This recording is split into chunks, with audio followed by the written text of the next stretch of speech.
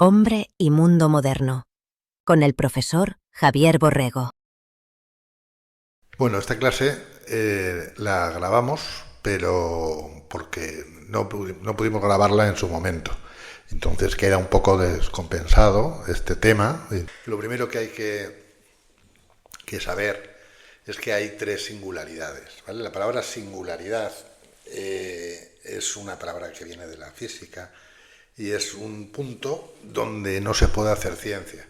O sea, donde no hay datos o no es posible que con la ciencia tal y como la conocemos, no con la ciencia actual, o sea, con la ciencia tal y como lo conocemos, lo que entendemos por ciencia, podamos decir nada de ello, ¿vale?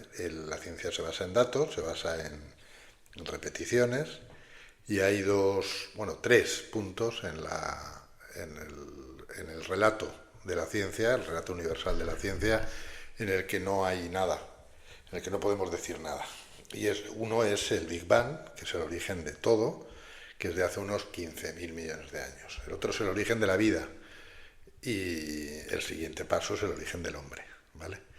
Entonces, los tres puntos son tres puntos simplemente donde no hay ciencia. Y hay que conocerlos, simplemente, bueno, aquí no estamos en una clase de ciencias, sino en una clase de filosofía, ¿vale? ¿Por qué hablo de todo esto cuando tenemos que hablar del ser humano y su crisis? Pues porque para entender cómo llegamos hasta aquí tenemos que saber de dónde venimos. Y no nos vale con la respuesta fácil, inmediata y rápida de venimos del mono, ¿no? Como decía tal. No, no venimos del mono, venimos de una especie anterior a los monos y a los humanos, a los póngidos actuales, a los chimpancés y a los gorilas, y a los orangutanes, que digamos, que toman distintos caminos hace unos 8 millones de años y va en los dos linajes, los dos linajes, ¿vale? Por decirlo de alguna manera. La cuestión es que no venimos del mono, venimos de un Ardipithecus ramidus, que es una especie de ardilla, mono, etcétera. Pero antes tenemos que pasar por todo el periodo de la vida y el desarrollo de la vida para entender de dónde venimos, porque somos seres vivos. Y pues mucho antes tenemos que hablar del origen de todo, o sea, de por qué somos seres también materiales y la materia y la energía se forman todas en el Big Bang, ¿no? En el inicio de todo. Entonces, eso es lo que tenemos que plantear. Si vamos al origen del hombre, que sería lo primero, bueno, tenemos que entrar por el Big Bang, ¿vale? Es el paso del no ser al ser, ¿vale? El principio del tiempo y del espacio y de la energía. Es algo totalmente imposible de entender, ¿vale? Es una teoría, se inicia como una teoría, bueno, como tantas... sigue siendo una teoría, todo en ciencia es teoría. La ciencia ya hemos dicho que no avanza por certezas, sino que avanza con teorías, hipótesis que va comprobando poco a poco y que explican el mundo de una manera simple y completa. Eso es lo que tiene que tener una teoría científica. Entonces podríamos empezar por, bueno, también un poco lo que había antes, desde Newton hasta Lemaitre, o sea, desde todo el siglo XIX, y se pensaba que el universo era infinito, o sea, quiere decir, y eterno, que nunca había tenido un inicio y que era infinito en el sentido de que si lanzabas un cohete en una dirección, nunca volvería, ¿bien? Nunca volvería. O sea, una piedra con una cierta inercia se lanza en una dirección y ya nunca vuelve. Eso es un poco el universo newtoniano, ¿no? Había luego ya otras teorías que explicaban el nacimiento de las galaxias, que decían que el universo está en expansión y que por lo tanto y las galaxias surgían cuando se alejaban unas de otras, y entonces llegaba un momento en el que en medio aparecía otra galaxia, ¿no? Y así se iban creando, ¿no? Se iba creando la materia. ¿De dónde se iba creando? Pues no se sabe. ¿Y qué dio origen o por qué hay universo? O sea, ¿por qué hay algo en vez de nada? Que es la gran pregunta de la filosofía. Pues tampoco se contestaba. La idea es que los cientifistas y la gente que creía que empezaba a militar en un ateísmo social, planteaban la idea de que, bueno, es que la ciencia ha descubierto que Dios no existe porque no es necesario para el sistema, etcétera, etcétera. Bueno, la cuestión es que en- había, lo que sí que se había medido era que el hidrógeno da una longitud de onda, las estrellas están compuestas de hidrógeno, da una longitud de onda determinada y que según mirabas por los telescopios, tampoco eran muy buenos, pero según mirabas por los telescopios veías que la longitud de onda de las estrellas lejanas estaba desplazada hacia el rojo, había un desplazamiento hacia el rojo.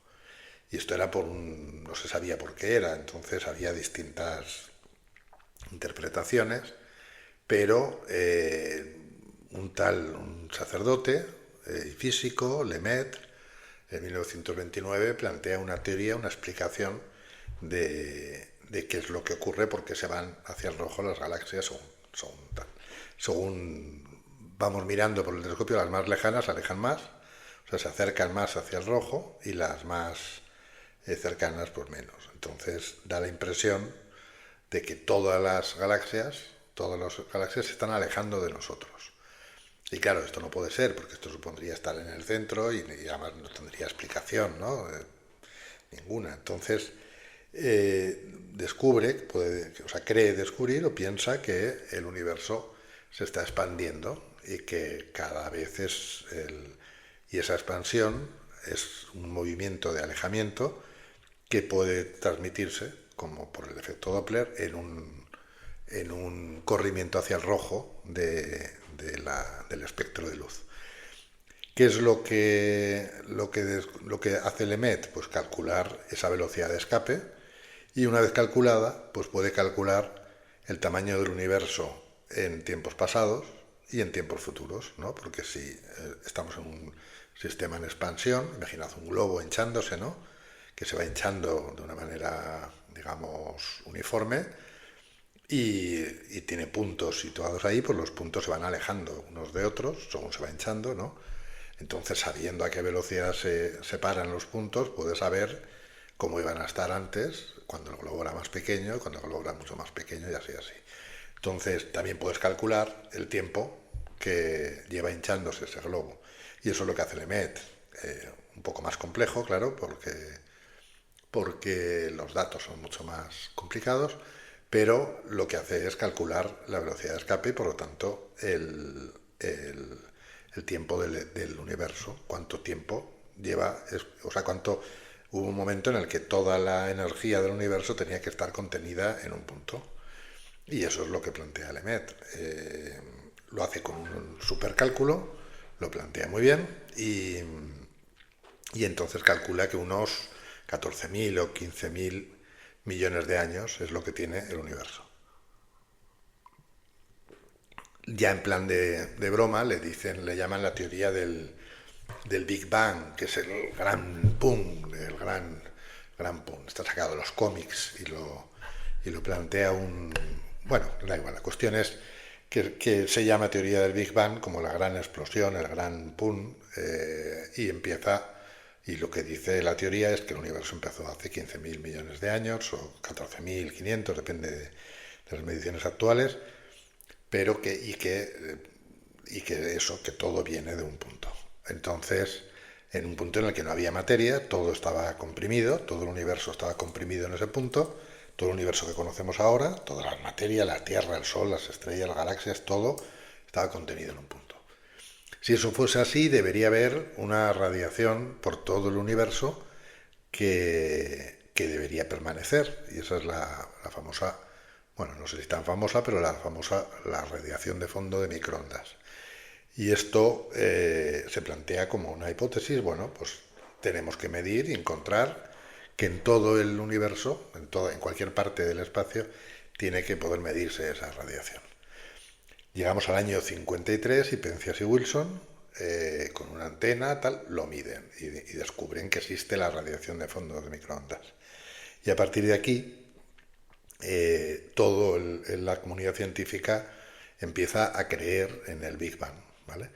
En que la teoría del Big Bang explica mejor el origen del universo y que se puede ver. De hecho, después, mucho después, bueno, hay ya muchas comprobaciones de la teoría del Big Bang, pero vamos, se llegó a hacer hace relativamente poco una foto del universo primitivo, ¿no? Cuando tenía muy poco tiempo, simplemente por una simulación de ordenador, quitando las galaxias, o sea, buscando las galaxias más lejanas o más antiguas y separando todas las demás. Entonces sí que se puede comprobar que es cierto que el universo estaba contenido en un punto, ¿vale? Esto sí es racional porque es muy difícil entender, explicar, ¿no? Que todo Madrid, todos nosotros, toda la Tierra, todo el universo puede caber en un punto, pero claro, Einstein descubre que la materia y la energía son intercambiables y que por lo tanto en un tiempo anterior, o sea, inicialmente, la, la materia estaba contenida en toda la materia, no se había formado la materia, había solo energía. Bien, pues pasado esto, tenemos ya claro que tenemos un origen de 15.000 millones de años. ¿Qué es lo que ocurre desde el Big Bang? Pues voy a contarlo muy rápido, pero lo que ocurre es que hay una primera generación de estrellas. Al principio solamente hay energía, luego hay hidrógeno. Por eso podemos decir que venimos de la energía, que somos energía, o que somos energía evolucionada, o somos hidrógeno. También tiene mejor, ¿no? Mejor, yo creo que es mejor que decir que venimos del mono. Pero bueno, venimos del hidrógeno. Ahora, en las primeras generaciones de estrellas se crea. Quiere decir, el hidrógeno se empieza a juntar y por leyes físicas que ya habían aparecido, aparecen en el Big Bang, se crea la primera generación de estrellas. Aquí en el átomo de esas, en el núcleo de esas estrellas, se crea el universo, o sea, perdón, el universo. Se crean los materiales más pesados, ¿no? Desde, o sea, el hidrógeno se pasa al berilio, el berilio a hierro.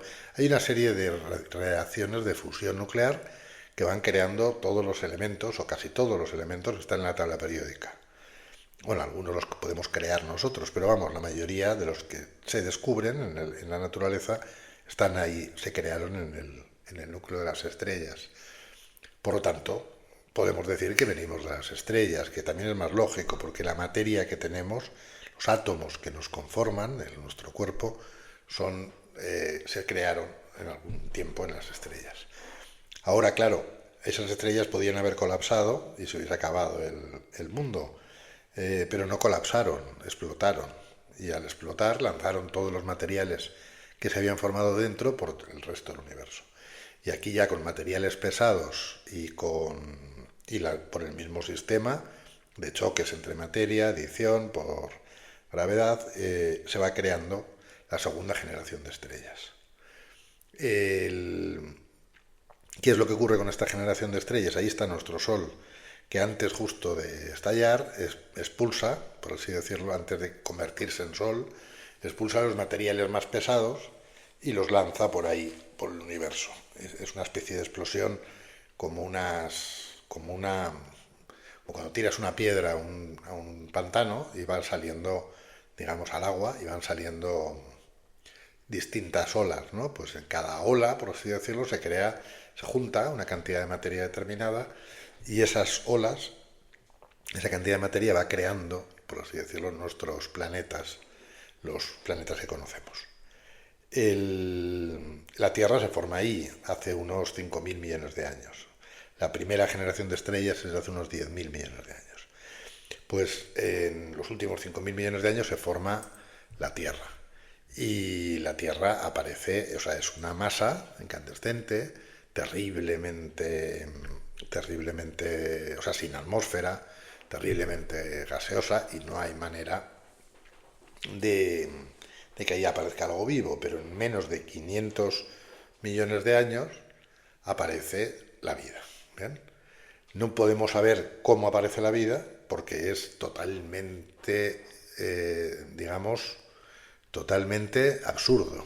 O sea, no hay ninguna razón para que aparezca la vida en la Tierra. A no ser que tengamos una teoría finalista que está intentando sacarse de la ciencia, no hay posibilidad de que aparezca la vida en un planeta en el que no hay nada, ¿vale? En el que todos hay explosiones nucleares, azufre, hay unos 5.000 grados sobre la superficie, no hay mar porque el agua, toda el agua está evaporada y girando por ahí por el planeta.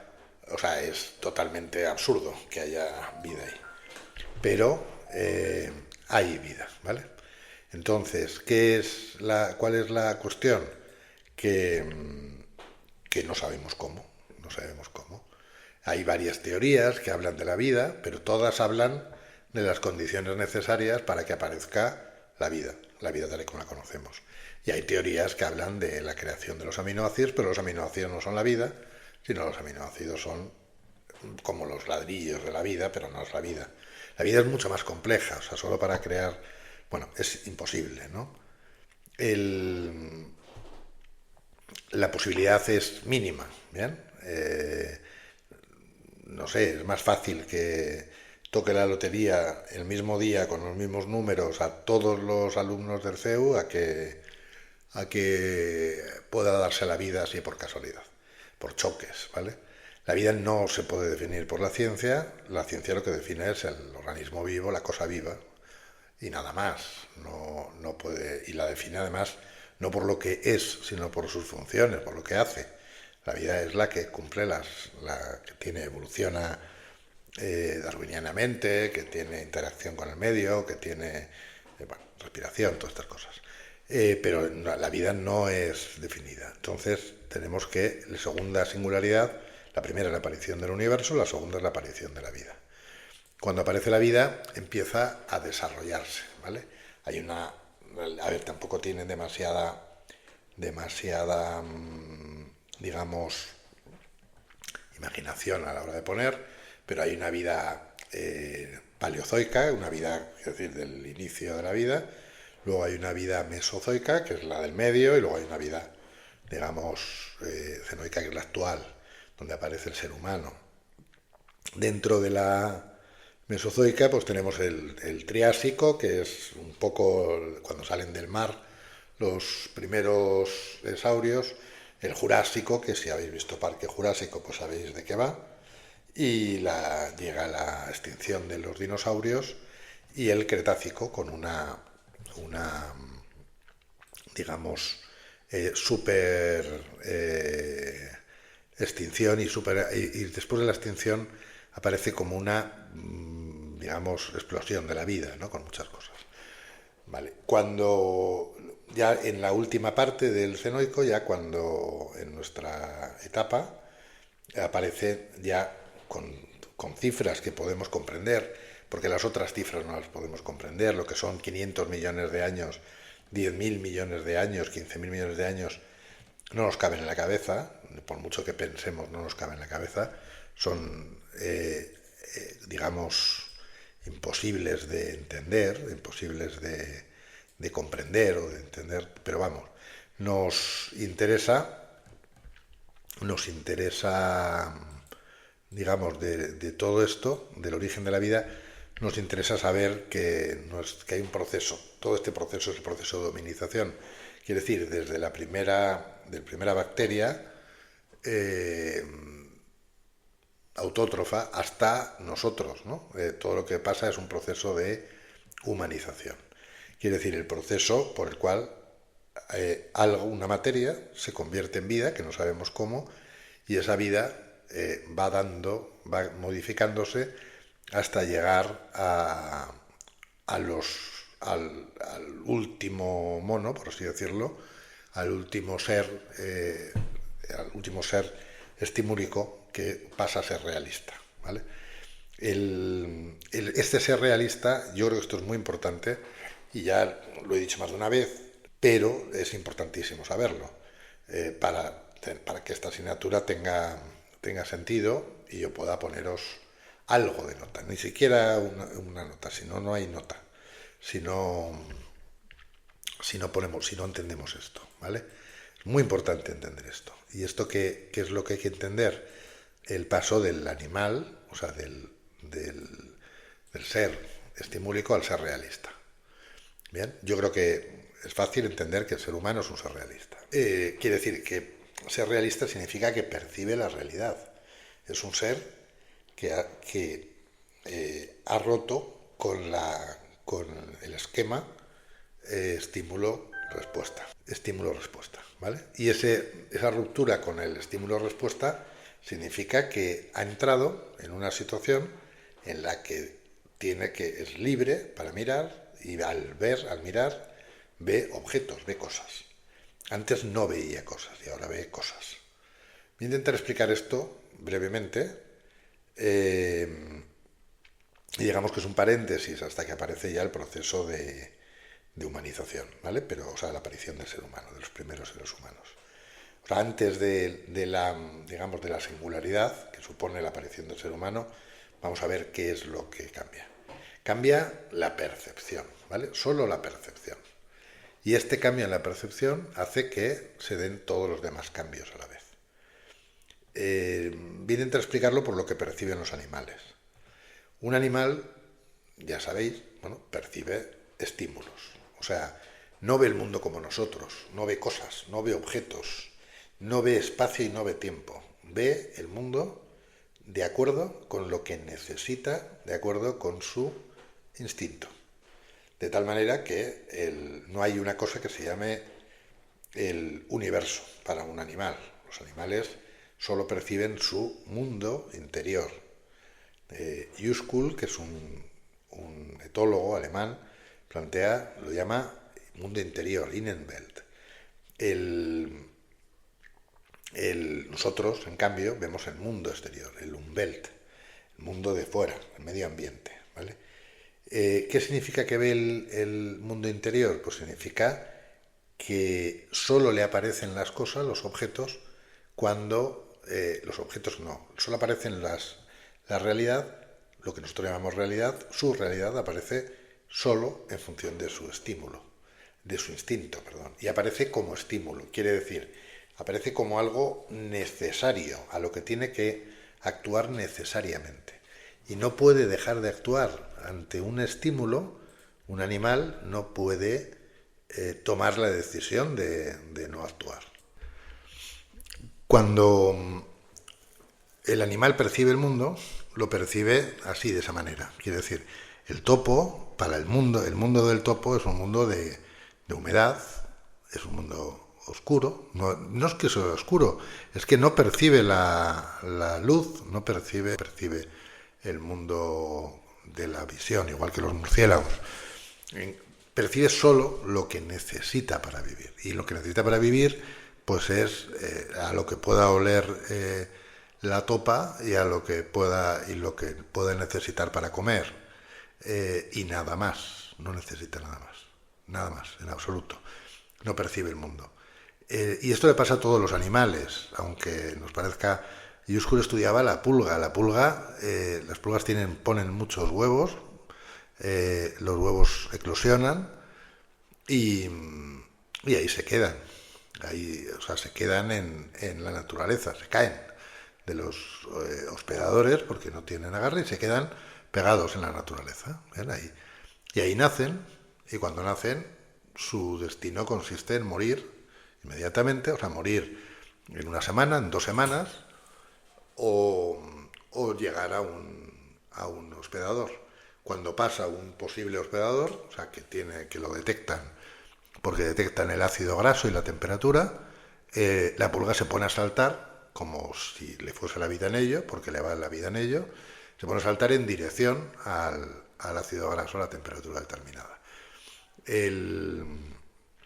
Y su vida consiste en eso. No es que esté viendo el mundo, no ve un mundo de cosas, no es que se plantee saltar, sino que todo su ser se mueve en esa dirección. Y eso hace que la pulga tenga esa posibilidad de supervivencia, ¿no? Por así decirlo. Luego se encuentran en el hospedador, vuelven a poner huevos y tal. Pero el objetivo es ese, o sea, los animales son así. Estímulo, respuesta, nada más.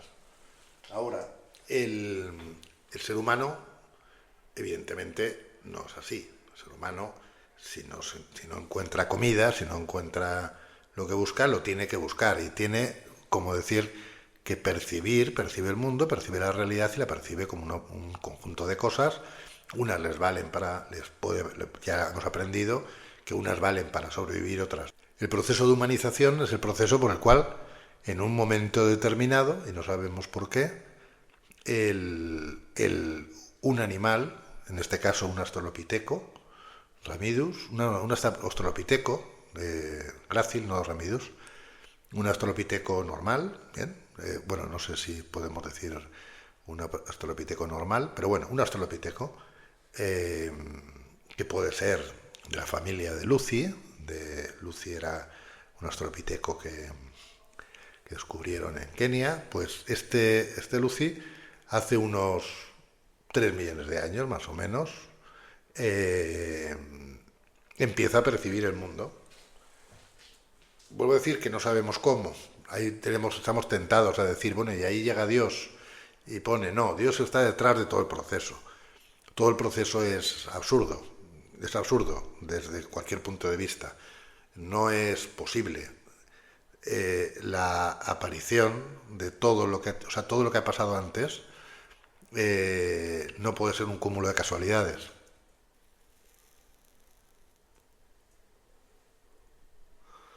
Sería impensable, o sea, es como si le tocase la lotería a todo el CEU, pero todos los días. Eh, o sea, si ya es imposible que toque una vez, es imposible que, que toque otra vez, ¿no? Por así decirlo. No hay ninguna razón para que aparezca el ser humano, o sea, una razón científica, a no ser que hablemos de finalidad, volvemos a lo mismo. El ser humano aparece y aparece con digamos, un cuerpo, un aspecto de mono, ¿no? De animal, y con la estructura del animal, quiere decir, pegado al suelo, donde tiene todo lo que necesita para sobrevivir y sin posibilidad de sobrevivir. ¿Qué significa que no ha podido sobrevivir? Pues significa pues que de repente se pone de pie.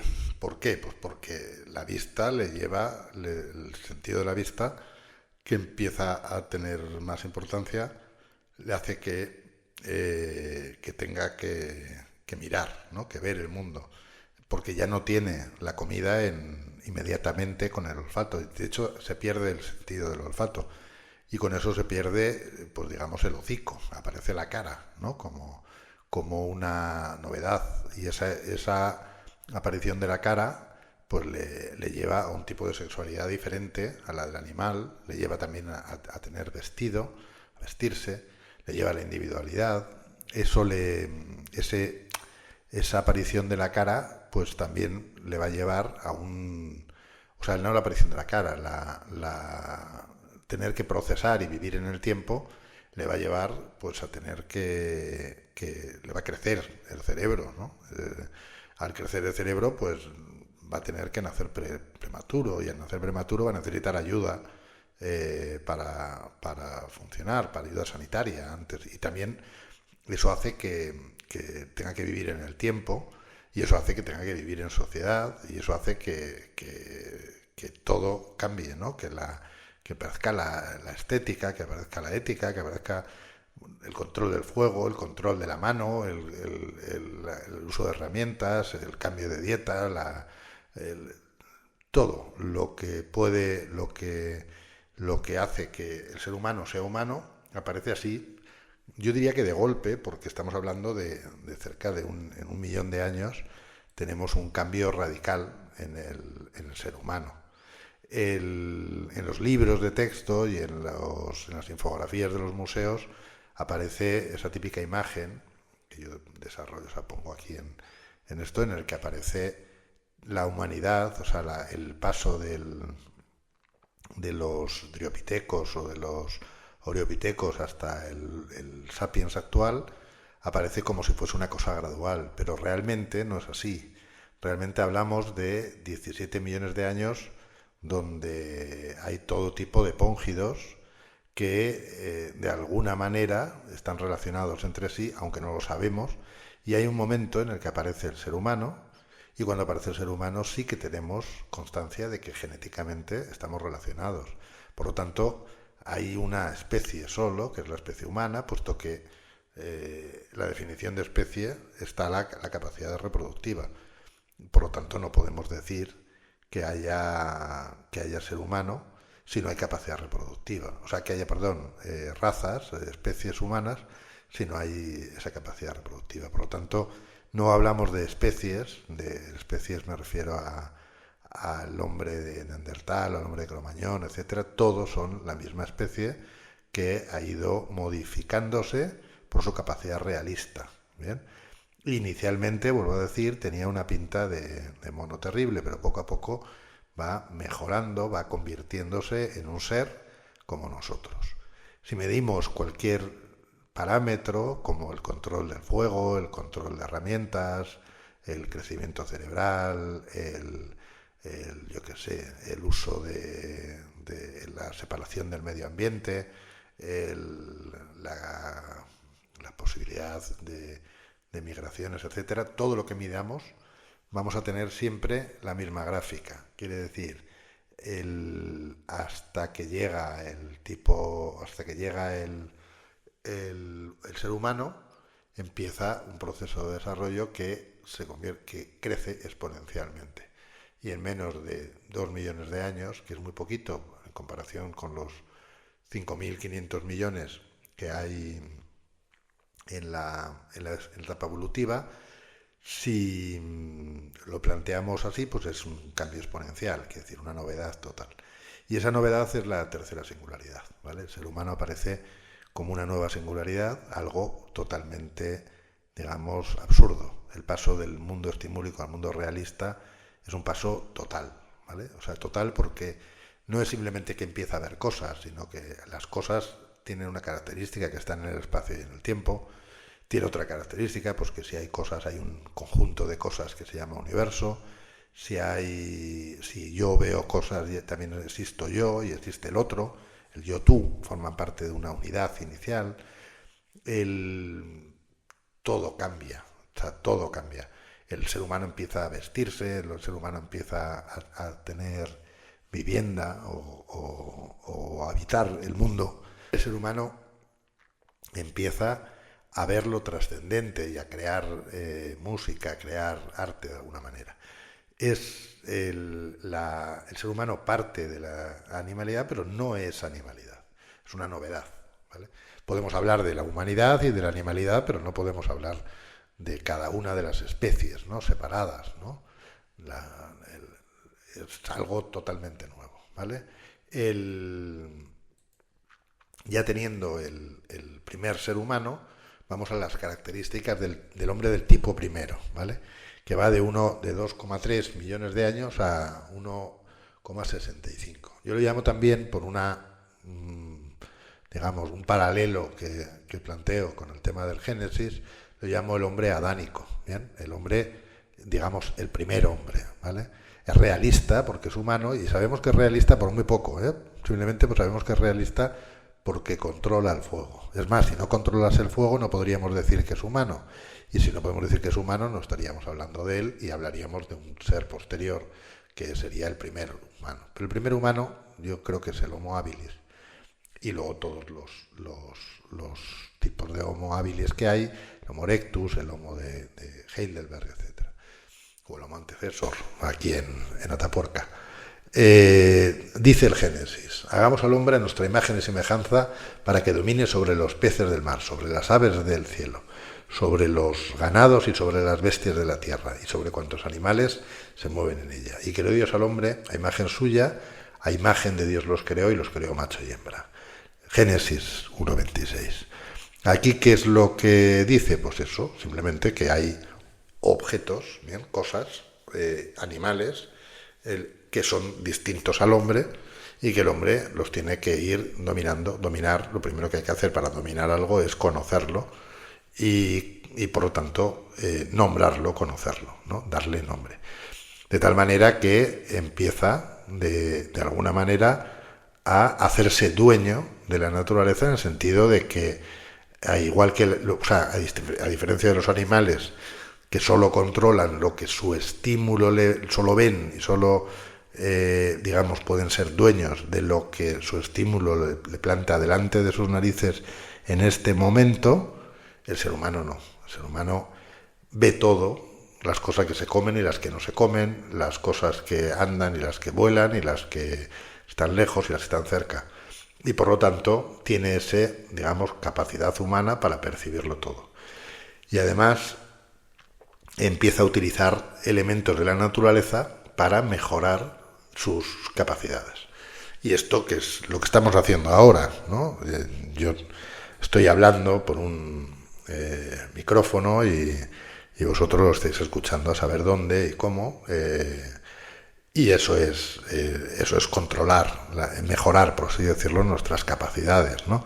Por lo mismo que cuando coge una sílex y es capaz de abrir un mamut muerto, y pensad que es muy difícil abrir un animal muerto con las manos, o imposible. Entonces el ser humano puede ya abrir el tema. Y para abrir, o sea, para hacer fuego, para abrir, para habitar, para crear un espacio, necesitamos ser humanos, quiere decir vivir en el espacio y en el tiempo, ¿vale? Tener esa capacidad de vivir en el espacio y en el tiempo, ¿vale? Enseguida, enseguida, en unos 1.000.000 de años aparecen ya los primeros neandertales y sapiens. Estamos hablando del sapiens neanderthalensis y sapiens, y es el paso del segundo tipo humano, la aparición del segundo tipo humano. El primero es este humano que está haciéndose humano, ¿no? Y tenemos el hombre cainita, el hombre que ha salido del paraíso en el que vive tal, ya se viste y ya se convierte en un ser como nosotros, ¿bien? Muy parecido a nosotros. O sea, hay muy poca diferencia, o un neandertal entre nosotros pues sería feo y bajito y tal, pero podría funcionar, podría vivir entre nosotros. Quizá tuviese algún tipo de discapacidad cognitiva, pero no tiene por qué. Yo creo que si implantásemos hoy un embrión neandertal entre nosotros, crecería y podría hasta ser ministro. Este ser humano nuevo ya vive en comunidad y vive en tribus. Ya el fuego, que había sido su primer habitar, ¿no? Ya se ha convertido en un techo, después en un techo con ya alrededor una empalizada o un sistema de defensa, pero ya el hombre empieza a habitar un espacio humano, o sea, a crear un espacio humano, a modificar su medio. O sea, bueno, no lo he dicho antes, pero la gran diferencia con el animal es que también rompe con la evolución. El ser humano ya desde el inicio deja de hacer selección natural y de adaptarse al medio, sino que empieza a adaptar el medio a sí mismo, y no solo no hace selección natural, sino que cuida a los débiles y permite la reproducción de los débiles. Bien, de los raros, de los débiles, de los extraños, de los que en cualquier sociedad animal serían eliminados. Pero aquí no, aquí funciona. Entonces vamos a ver el tipo 2, que va desde el hombre desde la salida, ¿no?, de los primeros sapiens, hasta la llegada de Cristo, hasta el imperio, ¿no? El hombre cainita, pues vamos a ver un poco qué es lo que le pasa.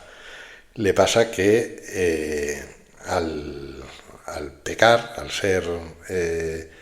al descubrir, ¿no?, el árbol de la vida, que era la única prohibición que tenía Dios, pues dice, se les abrieron los ojos. ¿Bien? Aquí estamos hablando de realidad, empieza a ver la realidad de una manera diferente. Y lo primero que se dan cuenta es de que están desnudos. Entonces cosieron unas hojas de higuera y se hicieron unos taparrabos, dice la Biblia, ¿no? a la mujer le dijo, multiplicaré los trabajos de tus preñeces. Y es cierto que este hombre empieza a tener, bueno, en este caso estas mujeres, empiezan a tener dolores en el parto, ¿vale? ¿Por qué? Pues porque los niños nacen prematuros, porque el canal del parto se estrecha con el bipedismo y tal. Y dice que te arrastrarás hacia tu marido, que te dominará. También es, bueno, digamos, eso dejémoslo ahí. Al hombre le dijo, maldita sea la tierra por tu culpa, con trabajo sacarás de ella tu alimento todo el tiempo de tu vida. ¿Bien? O sea, al ser humano le condena a trabajar, ¿bien? Cosa que es verdad que los animales no hacen. Los animales están todo el día tumbados y de vez en cuando aparece por ahí alguna presa, comen, ¿bien? Sin más. Y no necesitan objetos, no necesitan trabajos, no necesitan vivienda, no necesitan acumular, no necesitan plantearse a un futuro, porque el animal no vive en el futuro. En cambio, o sea, no vive en el tiempo y en cambio el hombre sí. Por eso el hombre tiene que trabajar para poder hacer, para poder, digamos, vivir, ¿no? O sea, para poder vivir. Le condena a tomar espinas y cardos y a comer hierba de los campos, ¿no? Y le dice que con tu sudor, ¿no? Labrarás la tierra hasta que vuelvas a ella. Pues de ella fuiste sacado, polvo eres y en polvo te has de convertir, que es lo que se dice el miércoles de ceniza en la iglesia cuando... Y entonces les hizo el Señor unas túnicas de piel y los vistió. ¿Bien? Es muy importante el vestido, porque el vestido indica la individualidad, indica la cosa del ser humano. Y nada, que ya conoció el bien y el mal, y a partir de ahí es expulsado, ¿vale? El hombre de Neandertal y el hombre sapiens lo que hacen ya es muy parecido a lo que hacemos nosotros. De hecho, pero con una diferencia, que el ser humano es tribal, ¿vale? Es tribal, vive en una tribu. Y la tribu para él es la humanidad, ¿vale? La tribu es la humanidad. Lo primero es el control de la mano, que le lleva a duplicar, triplicar y modificar totalmente la fuerza. El control de la mano le lleva al manejo de herramientas y eso le permite hacer una guerra mejor y por lo tanto esclavizar, matar, violar a todos los que están alrededor. Mejoran las técnicas y las técnicas mejoran siempre las guerras y las guerras mejoran las técnicas. De tal manera que es una época tecnológica donde todo son inventos, desde los primeros sapiens hasta los últimos romanos. Hacen enterramientos rituales, ¿vale? El ser humano ya guarda a los muertos desde el principio. Y de hecho los cementerios es quizá lo primero que se plantea. Ya hay una flauta neandertal, quiere decir, ya utilizan el arte, ya hay pinturas rupestres. Se ejerce ya las ciencias, hay medicina y sobre todo se vive socialmente, ¿vale? La forma de vida de estos primeros seres humanos es muy precaria. Consiste simplemente en hacer la guerra al de al lado y en comérselo, en vivir a costa de ellos. ¿Bien? Los primeros poblados son caníbales, ¿vale? Los primeros seres humanos son caníbales. Y es un sistema de depredación. O sea, los imperios se organizan alrededor de la sangre de los pueblos vencidos y van creando, digamos así, estructuras sociales que van aumentando el potencial de la tribu que más mata, que más viola, que más saquea, que más roba, ¿vale? El inicio, pues, de los primeros imperios eran ataques controlados, después pasan al saqueo, a los impuestos, a la esclavitud, y con esos dineros, con eso que se extrae de todos los pueblos que se van conquistando, pues se permite que exista una clase de gente que se dedica a vivir a costa de ellos, a costa de todos, y esos se dedican digamos, a vivir en un mundo de riqueza, en un mundo de ociosidad, en un mundo de paz. ¿Qué es lo que hacen estos imperios? Pues unificarse, crear una raza, una lengua y una cultura que es la cultura que va dominando a las demás. Siempre ha sido así. Todos los pueblos, y lo que hacen es eliminar al vecino.